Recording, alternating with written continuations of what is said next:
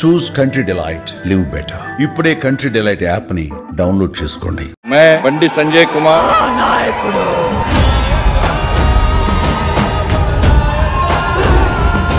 అతను ఒక government teacher కొడుకు. ఇప్పుడు అతను గవర్నమెంటులో ఒకడు.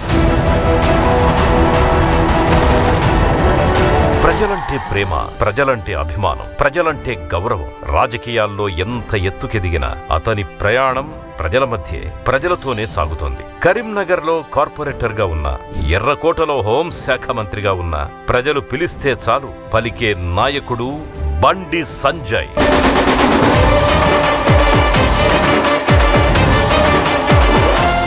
బడిదారి పట్టినప్పుడే దేశభక్తిని ఒంట పట్టించుకున్నారు. విద్యామందిర్లోనే జాతీయ భావజాలాన్ని అనుసరించారు. ప్రాథమిక విద్యను అభ్యసించే నాటికి సంఘ్ శిక్షక్గా పనిచేశారు. అద్వానీ రథయాత్ర సమయంలో ఢిల్లీలో సహాయక్గా మారారు. పలక పట్టినప్పటి రోజు నుంచే రాజకీయాల్లో ఓనమాలు దిద్దుకున్న బండి సంజయ్ సవాళ్లను అధిగమిస్తూ ఒక్కో మెట్టును అధిరోహిస్తూ వచ్చారు. కరీంనగర్ అర్బన్ బ్యాంక్ డైరెక్టర్ పదవి సంజయ్ పొలిటికల్ జర్నీని గొప్ప మలుపు తిప్పింది. కార్పొరేటర్గా 3 సార్లు సాధించిన విజయం అతడిలోని లీడర్షిప్ క్వాలిటీస్ ని ఢిల్లీ దాకా తెలిసేలా చేసింది. 2014లో సాధారణ ఎన్నికల్లో శాసనసభకు పోటీ చేస్తే ఎదురైన ఓటమి సంజయ్ని ప్రజల గుండెల్లోకి మరింత దగ్గర చేసింది.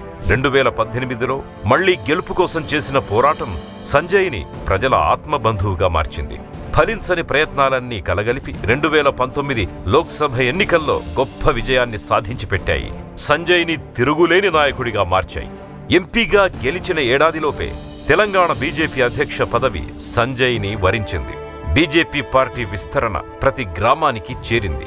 అసెంబ్లీలో 2 ఎమ్మెల్యేలున్నా సరే తెలంగాణలో ప్రభుత్వానికి బీజేపీ ఒక్కటే ప్రత్యామ్నాయం అనే భావన ప్రజల్లో పెరిగింది. సంజయ్ పనితీరు ఢిల్లీ తలుపు తట్టింది. సంజయ్ని ఢిల్లీ రాజకీయాల్లో అడుగుపెట్టేలా చేసింది. 2023లో భారతీయ జనతా పార్టీకి జాతీయ ప్రధాన కార్యదర్శిని చేసింది. 2024లో లోక్సభ ఎన్నికల్లో వచ్చిన 2,25,000 ఓట్ల మెజార్టీ సంజయ్ని దేశం మొత్తం గుర్తించేలా చేసింది. బండి సంజయ్ని కేంద్ర కేబినెట్లో ప్రధానమంత్రి మోడీ జట్టులో మెంబర్గా చేసింది. నీతి, నిజాయితీ, దేశభక్తి ఈ 3 మార్గాలే సంజయ్ని తిరుగులేని నాయకుణ్ణి చేశాయి. ఉత్తర తెలంగాణలో సంజయ్ మాటను శాసనంగా మార్చాయి. సంజయ్ వ్యూహాలు, సంజయ్ ఆలోచనలు తెలంగాణ రాష్ట్రంలో బీజేపీకి అతిపెద్ద ఆస్తులుగా మారాయి. సంజయ్ని పిలిస్తే పలికే నాయకుడిగా నిలబెట్టాయి. నమ్ముకున్న కార్యకర్తల కోసం ఎంత దూరమైనా వెళ్లే మనిషిని చేశాయి.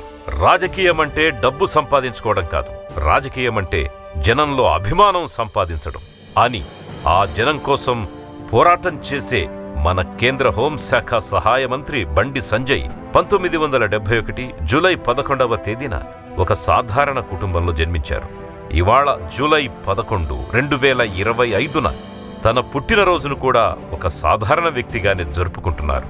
ప్రజల కోసం మాత్రమే పుట్టిన నేత బండి సంజయ్కి సుమన్ టీవీ తరఫున హృదయపూర్వక జన్మదిన శుభాకాంక్షలు.